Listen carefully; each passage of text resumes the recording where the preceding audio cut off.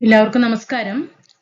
നമ്മൾ LGSനും VFAക്കും ബെവ്കോ LDക്കും വേണ്ടിയിട്ട് ഇപ്പോൾ എക്സാം വരാൻ എല്ലാവരും കാത്തിരിക്കുന്നുണ്ടാവും അല്ലേ? അപ്പോൾ നമുക്ക് എന്ത് ചെയ്യാം, ഓരോരോ ടോപ്പിക്കുകൾ നമുക്കറിയാം എക്സാമുകളിൽ എന്നും ചോദ്യപേപ്പറുകളിൽ കാണുന്ന ഓരോരോ ടോപ്പിക്കുകൾ ഉണ്ടാവും അല്ലേ? എന്നും ആ ടോപ്പിക്ക് എന്ത് ചെയ്യുന്നുണ്ടാവും, PSC അതിൽ നിന്ന് ചോദ്യങ്ങൾ ചോദിക്കുന്നുണ്ടാവും. അപ്പോൾ ആ ക്ലാസ്സുകളുടെ എന്ത് പറയുന്ന ആ ക്വസ്റ്റ്യൻസ് ഏതാണ് വരുന്നത്, ആ ക്വസ്റ്റ്യൻസ് വരുന്ന ടോപ്പിക്കിന്റെ ക്ലാസ്സുകളാണ് പരമാവധി പ്രയോജനപ്പെടുത്തുക കേട്ടോ. അപ്പോൾ ഇന്ന് നമ്മൾ എടുക്കുന്ന topic in situ conservation and ex situ conservation ആണ്. ചോദ്യങ്ങൾ ചോദിക്കാറുണ്ട് അല്ലേ? ഇൻസിറ്റു കൺസർവേഷനിൽ ഉൾപ്പെടുന്നത് ഏത്, എക്സിറ്റു കൺസർവേഷനിൽ ഉൾപ്പെടുന്നത് ഏത്, താഴെ തന്നിട്ടുള്ളതിൽ നിന്ന് നമുക്ക് നോക്കാം. ഇവിടെ നോക്കിക്കേ, ഇൻസിറ്റു കൺസർവേഷൻ രീതി എന്ന് പറയുമ്പോൾ എന്താണ് ഇൻസിറ്റു കൺസർവേഷൻ? ആവാസ വ്യവസ്ഥയ്ക്ക് ഉള്ളിൽ നിന്നുകൊണ്ട് എന്ത് ചെയ്യാണ്, സംരക്ഷിക്കുകയാണ് അല്ലേ? മൃഗങ്ങളെയൊക്കെ എന്ത് ചെയ്യാണ്, ആവാസ വ്യവസ്ഥയ്ക്ക് ഉള്ളിൽ നിന്നുകൊണ്ട് സംരക്ഷിക്കുന്നതാണ് ഇൻസിറ്റു കൺസർവേഷൻ എന്ന് പറയുന്നത്. എങ്കിൽ എക്സിറ്റു കൺസർവേഷൻ എന്താ? ആവാസ വ്യവസ്ഥയ്ക്ക് പുറത്ത് ഉള്ള സംരക്ഷണത്തിനാണ് എക്സിറ്റു കൺസർവേഷൻ എന്ന് പറയുന്നത്. മനസ്സിലായോ? അപ്പൊ ഇൻസിറ്റു കൺസർവേഷനും എക്സിറ്റു കൺസർവേഷനും എന്നും ഒരു ക്വസ്റ്റ്യൻ ഇമ്പോർട്ടന്റ് ആണ്, നന്നായിട്ട് പഠിച്ചു വെക്കുക. അപ്പൊ ഇൻസിറ്റു കൺസർവേഷൻ രീതി എന്തൊക്കെയാണ് ഇൻസിറ്റു കൺസർവേഷനിൽ വരുന്നത്? ദേശീയ ഉദ്യാനങ്ങൾ, ഇങ്ങനെ തന്നെ പഠിച്ചോളണം കേട്ടോ. വന്യജീവി സങ്കേതങ്ങൾ, ബയോസ്ഫിയർ റിസർവുകൾ, കമ്മ്യൂണിറ്റി റിസർവുകൾ, ഇക്കോളജിക്കൽ ഹോട്ട്സ്പോട്ടുകൾ. ഈ ബോക്സ് നല്ലോണം മനസ്സിലൊന്ന് പതിപ്പിക്കണം കേട്ടോ. അപ്പൊ ഇൻസിറ്റു കൺസർവേഷൻ രീതിയിൽ വരുന്നത് ദേശീയ ഉദ്യാനങ്ങൾ അല്ലെങ്കിൽ നാഷണൽ പാർക്കുകൾ, വന്യജീവി സങ്കേതങ്ങൾ, ബയോസ്ഫിയർ റിസർവുകൾ, കമ്മ്യൂണിറ്റി റിസർവുകൾ, ഇക്കോളജിക്കൽ ഹോട്ട്സ്പോട്ടുകൾ ഒക്കെയാണോ? അപ്പൊ ദേശീയ ഉദ്യാനങ്ങൾ അല്ലെങ്കിൽ നാഷണൽ പാർക്കുകൾ നമുക്ക് ഒരുപാട് പഠിക്കാനുണ്ട് അല്ലെ? ദേശീയ ഉദ്യാനങ്ങളൊക്കെ എന്ന് പറയുന്നത്, അതില് ഉദാഹരണം പറയുകയാണെങ്കിൽ ഇരവികുളം ദേശീയോദ്യാനം, സൈലന്റ് വാലി ദേശീയോദ്യാനം അല്ലെ, നമുക്കറിയാം. അങ്ങനെ ഓരോരോ ദേശീയോദ്യാനങ്ങൾ നമ്മുടെ കേരളത്തിലുണ്ട് അല്ലെ? അപ്പൊ അങ്ങനെ ദേശീയോദ്യാനങ്ങൾ അല്ലെങ്കിൽ ഇൻസിറ്റു കൺസർവേഷൻ രീതിയിൽ വരുന്ന ഒന്നാണ് ദേശീയോദ്യാനം അല്ലെങ്കിൽ നാഷണൽ പാർക്ക്. ഉദാഹരണം ഇരവികുളം ദേശീയ പാർക്ക് അല്ലെങ്കിൽ അതേപോലെ തന്നെ സൈലന്റ് വാലി ദേശീയ ഉദ്യാനം. ഇനി രണ്ടാമത് വരുന്നതാണ് വന്യജീവി സങ്കേതങ്ങൾ, വൈൽഡ് ലൈഫ് സാങ്ച്വറീസ്. വന്യജീവി സങ്കേതങ്ങൾ ഏതാ? പെരിയാർ വന്യജീവി സങ്കേതം അല്ലെ? പെരിയാർ വന്യജീവി സങ്കേതം ഇൻസിറ്റു കൺസർവേഷന് ഉദാഹരണമാണ്. അടുത്തത് ബയോസ്ഫിയർ റിസർവുകൾ. നീലഗിരി ബയോസ്ഫിയർ റിസർവ് ഇൻസിറ്റു കൺസർവേഷന് ഉദാഹരണമാണ്. അപ്പൊ ബയോസ്ഫിയർ റിസർവിന്റെ വിഭാഗത്തിൽ വരുന്നതാണ് ഏത്? നീലഗിരി എന്ന് പറയുന്നത്. അടുത്തത് കമ്മ്യൂണിറ്റി റിസർവിൽ വരുന്നതാണ് കടലുണ്ടി. കമ്മ്യൂണിറ്റി റിസർവ് ഒരു ഇൻസിറ്റു കൺസർവേഷന് ഉദാഹരണമാണ്. അത് കടലുണ്ടി കമ്മ്യൂണിറ്റി റിസർവ് അല്ലെ? നമുക്കറിയാം കടലാമകളെ സംരക്ഷിച്ചു വരുന്നതാണ് അല്ലെ കടലുണ്ടി കമ്മ്യൂണിറ്റി റിസർവുകളിൽ. അതുപോലെ തന്നെ ഇക്കോളജിക്കൽ ഹോട്ട്സ്പോട്ടുകൾ. ഇക്കോളജിക്കൽ ഹോട്ട്സ്പോട്ടുകൾക്ക് ഉദാഹരണമാണ് ഹിമാലയം, പശ്ചിമഘട്ടം. ഇതൊക്കെ ഇക്കോളജിക്കൽ ഹോട്ട്സ്പോട്ടുകൾക്ക് ഉദാഹരണമാണ് ഹിമാലയം, പശ്ചിമഘട്ടം. കാരണം എക്സാം ഹാളിൽ ഇരിക്കുമ്പോൾ ഇതാണോ അതാണോ, ഇൻസിറ്റു ആണോ എക്സിറ്റു വിഭാഗത്തിൽ വരുന്നത് ഏത് എന്നുള്ളത് എന്നൊരു കൺഫ്യൂഷൻ വരുന്ന ഒരു ഏരിയ ആണ്. അപ്പോൾ ഈ ബോക്സ് നന്നായിട്ട് മനസ്സിൽ പതിപ്പിക്കുക. ഇൻസിറ്റു കൺസർവേഷൻ എന്ന് പറയാൻ ഇൻസിറ്റു, ഇൻ പറയുമ്പോൾ നമ്മൾ അറിയാലോ ഉള്ളിലേക്ക് എന്നാണ് അല്ലേ? അപ്പോൾ ആവാസ വ്യവസ്ഥയ്ക്ക് ഉള്ളിൽ നിന്നുകൊണ്ട് സംരക്ഷിക്കുന്നതിനെയാണ് ഇൻസിറ്റു കൺസർവേഷൻ എന്ന് പറയുന്നത്. ഞാൻ റിപ്പീറ്റ് അടിച്ച് പറയുന്നത് മനസ്സിൽ പതിയാൻ വേണ്ടിയിട്ടാണ്. നന്നായിട്ട് ശ്രദ്ധിക്കുക. ദേശീയ ഉദ്യാനങ്ങളായ ഏതൊക്കെയാണ്? ഇരവികുളം ദേശീയോദ്യാനം, സൈലന്റ് വാലി ദേശീയോദ്യാനം ഇൻസിറ്റു കൺസർവേഷൻ ഉദാഹരണമാണ്.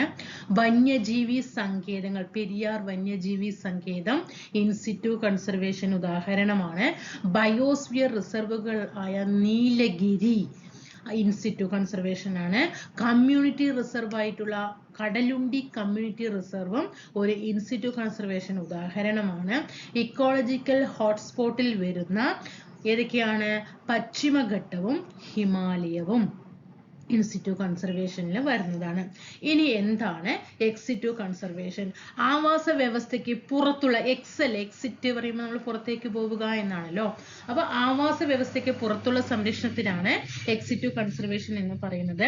എക്സിറ്റു കൺസർവേഷനിൽ ഏതൊക്കെ വരും? പഠിച്ചോളണം, വെരി ഇമ്പോർട്ടന്റ് ആണ്. എന്നും ഒരു ചോദ്യം ഉറപ്പാണ് ഇതിൽ. ബൊട്ടാണിക്കൽ ഗാർഡനുകൾ അല്ലേ, നമ്മളിപ്പോൾ ഊട്ടിയിലൊക്കെ പോണ സമയത്ത് ഫസ്റ്റ് പറയുന്ന ഒരു കാര്യമാണ് അല്ലേ, ബൊട്ടാണിക്കൽ ഗാർഡനിലേക്ക് അല്ലേ, ബൊട്ടാണിക്കൽ ഗാർഡനിലാണ് എന്ന് പറയും. ഫസ്റ്റ് പോകുന്ന ഒരു സ്ഥലമാണ് ഊട്ടിയിൽ പോയി കഴിഞ്ഞാൽ. എന്താ, അതൊരു സസ്യ ഉദ്യാനമാണ് അല്ലെ, ബൊട്ടാണിക്കൽ ഗാർഡൻ.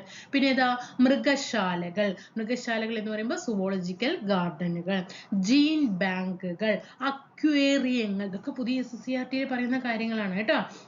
അപ്പൊ നാളൊരു എക്സാമിന് വരാം, ജീൻ ബാങ്ക് എക്സിറ്റു കൺസർവേഷനിലാണോ ഇൻസിറ്റു കൺസർവേഷനിലാണോ എന്ന് ചോദിച്ചിട്ട് 4 ഓപ്ഷൻ തന്നു കഴിഞ്ഞാൽ ജീൻ ബാങ്ക് എന്ന് പറയുമ്പോൾ എക്സിറ്റു കൺസർവേഷന് ഉദാഹരണമാണ്. അക്വേറിയം എക്സിറ്റു കൺസർവേഷന് ഉദാഹരണമാണ്. അപ്പൊ ആവാസ വ്യവസ്ഥയ്ക്ക് പുറത്തുള്ള സംരക്ഷണത്തിനാണ് എക്സിറ്റു കൺസർവേഷൻ എന്ന് പറയുന്നത്. സസ്യ ഉദ്യാനങ്ങൾ അതായത് ബൊട്ടാണിക്കൽ ഗാർഡൻ എക്സിറ്റു കൺസർവേഷൻ ആണ്. മൃഗശാലകൾ സുവോളജിക്കൽ ഗാർഡൻ എക്സിറ്റു ആണ്. ജീൻ ബാങ്ക്, അക്വേറിയം ഇതൊക്കെ എന്താണ്, എക്സിറ്റു കൺസർവേഷന് ഉദാഹരണമാണ്. മറക്കില്ലല്ലോ. അപ്പൊ ഇൻസിറ്റുവും എക്സിറ്റുവും വെരി ഇമ്പോർട്ടന്റ് ആണ്. ഇവിടെ 1 മാർക്ക് നിങ്ങൾക്കുള്ളത് ഇവിടെ ഒളിഞ്ഞു കിടക്കുന്നുണ്ട്, പഠിച്ചു വെക്കണം. ദേശീയ ഉദ്യാനങ്ങൾ, വന്യജീവി സങ്കേതങ്ങൾ, ബയോസ്ഫിയർ റിസർവുകൾ, കമ്മ്യൂണിറ്റി റിസർവുകൾ, ഇക്കോളജിക്കൽ ഹോട്ട്സ്പോട്ടുകൾ ഇൻസിറ്റു കൺസർവേഷന് ഉദാഹരണമാണ്. എക്സിറ്റു കൺസർവേഷന് ഉദാഹരണം സസ്യ ഉദ്യാനം ബൊട്ടാണിക്കൽ ഗാർഡനിലെ, മൃഗശാലകൾ സുവോളജിക്കൽ ഗാർഡൻ, ജീൻ ബാങ്കുകൾ, അക്വേറിയങ്ങൾ ഇതൊക്കെ എന്തിന് ഉദാഹരണമാണ്? നമുക്കറിയാം എന്താണ്, എക്സിറ്റു കൺസർവേഷന് ഉദാഹരണമാണ്. ഓക്കെ, നമുക്കറിയാം ഇപ്പൊ നമ്മൾ പാമ്പാടും ചോല ഒരു ദേശീയ ഉദ്യാനമാണ് അല്ലെ. പാമ്പാടും ചോല എന്താ, ഒരു ദേശീയ ഉദ്യാനമാണ്. ഇരവികുളം, സൈലന്റ് വാലി, പാമ്പാടും ചോല ഇതൊക്കെ എന്താ ദേശീയ. അപ്പൊ ഇതൊക്കെ എന്താണ്, ഇതൊക്കെ ഒരു നാഷണൽ പാർക്കാണ് അല്ലെ, ഇതൊരു ദേശീയ ഉദ്യാനമാണ്. അപ്പൊ ഇതിപ്പോ ഇരവികുളം, സൈലന്റ് വാലി എന്നല്ലാതെ നമ്മുടെ കേരളത്തിൽ വരുന്ന ദേശീയ ഉദ്യാനങ്ങൾ ചോദിച്ചാലും അതൊക്കെ എന്താണ്, ഒരു ഇൻസിറ്റു കൺസർവേഷന് ഉദാഹരണമാണ്. അത് പഠിച്ചു വെക്കണം. വന്യജീവി സങ്കേതം, നമ്മളിപ്പോ പെരിയാർ എന്ന് മാത്രം പറയുന്നു. ആറളം എന്താണ്, ഒരു വന്യജീവി സങ്കേതം ആണ് അല്ലെ. അപ്പൊ അതും എന്താണ്, ഇപ്പൊ പെരിയാർ എന്ന് പഠിച്ചു, അതിന്റെ കൂടെ വേറൊരു വന്യജീവി സങ്കേതം ചോദിച്ചാൽ അയ്യോ അതല്ല എന്ന് പറയാൻ പാടില്ല. വന്യജീവി സങ്കേതത്തിന് ഒരു ഉദാഹരണം പെരിയാർ എന്ന് കൊടുത്തിട്ടേ ഉള്ളൂ. ആറളം വന്യജീവി സങ്കേതമാണ്, മുത്തങ്ങ വന്യജീവി സങ്കേതമാണ്. അതൊക്കെ എന്താണ്, എല്ലാം ഇൻസിറ്റു കൺസർവേഷന് ഉദാഹരണമാണ്. ബയോസ്ഫിയർ റിസർവ് ആണ് നീലഗിരി. അതുപോലെ തന്നെ അഗസ്ത്യർമല ഒരു ബയോസ്ഫിയർ റിസർവ് അല്ലേ. അപ്പൊ അതും എന്താണ് ഇൻസിറ്റു ആണ്.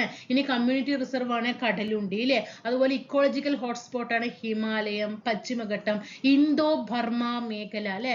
ഇന്തോ ബർമ മേഖല അതെന്താ, അതൊരു ഇക്കോളജിക്കൽ ഹോട്ട്സ്പോട്ട് ആണ്. അപ്പൊ നാളെ ഇതൊരു ചോദ്യം വന്നാലും അത് എന്ത് തന്നെയാണ്, ഇൻസിറ്റു കൺസർവേഷൻ. അപ്പൊ ഈ ബോക്സിൽ കൊടുത്തത് മാത്രം കണ്ടുകൊണ്ട് അത് ഇത് മാത്രമാണ് ഇൻസിറ്റു എന്നല്ല.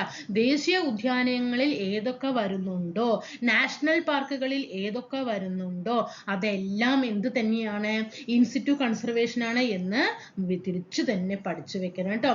ഇരവികുളം, സൈലന്റ് വാലി, പാമ്പാടും ചോല ഇതൊക്കെ എന്താണ്, ദേശീയ ഉദ്യാനങ്ങളാണ് അല്ലെ. അപ്പൊ ഇതൊക്കെ എന്താണ്, ഇൻസിറ്റു ആണ്. പെരിയാർ, ആറളം, മുത്തങ്ങ, അപ്പൊ ഒരുപാട് വന്യജീവി സങ്കേതങ്ങളുണ്ട് അല്ലെ. അതൊക്കെ എന്താണ്, അതും വൈൽഡ് ലൈഫ് സാങ്ച്വറീസ് ഇതൊക്കെ എന്താണ്, ഇൻസിറ്റു ആണ് കേട്ടോ. അപ്പൊ ഇങ്ങനത്തെ ക്ലാസ്സുകൾ നിങ്ങൾക്ക് ഇഷ്ടപ്പെട്ടു എങ്കിൽ തീർച്ചയായിട്ടും താഴെ കമന്റ് ചെയ്യുക. ഇങ്ങനെ ഓരോരോ ഏരിയകൾ അതേപോലെ ഇഷ്ടം പോലെ ടോപ്പിക്കുകൾ നമ്മുടെ കയ്യിലുണ്ട്. അതൊക്കെ നിങ്ങളുടെ മുന്നിലേക്ക് എത്തിക്കാം. കണ്ട ഇതിപ്പോ ഈ ഭാഗം നിങ്ങൾക്ക് നോക്കണ്ട, മാർക്ക് ഉറപ്പിച്ചു. അപ്പൊ ഇതേപോലെ ഏരിയ ഡെയിലി ഓരോരോ ക്ലാസ് ഇട്ട് തരാം. പരമാവധി സപ്പോർട്ട് ചെയ്യുക. സബ്സ്ക്രൈബ് ചെയ്യാതെയൊക്കെ കാണുന്നുണ്ടെങ്കിൽ സബ്സ്ക്രൈബ് ചെയ്ത് സപ്പോർട്ട് ചെയ്യുക കേട്ടോ. സബ്സ്ക്രൈബ് ചെയ്യാതെ കാണരുത്. തീർച്ചയായിട്ടും സബ്സ്ക്രൈബ് ചെയ്തുകൊണ്ട് തന്നെ സപ്പോർട്ട് ചെയ്യുക കേട്ടോ. അടുത്ത ക്ലാസ്സിൽ നമുക്ക് കാണാം. Thank you.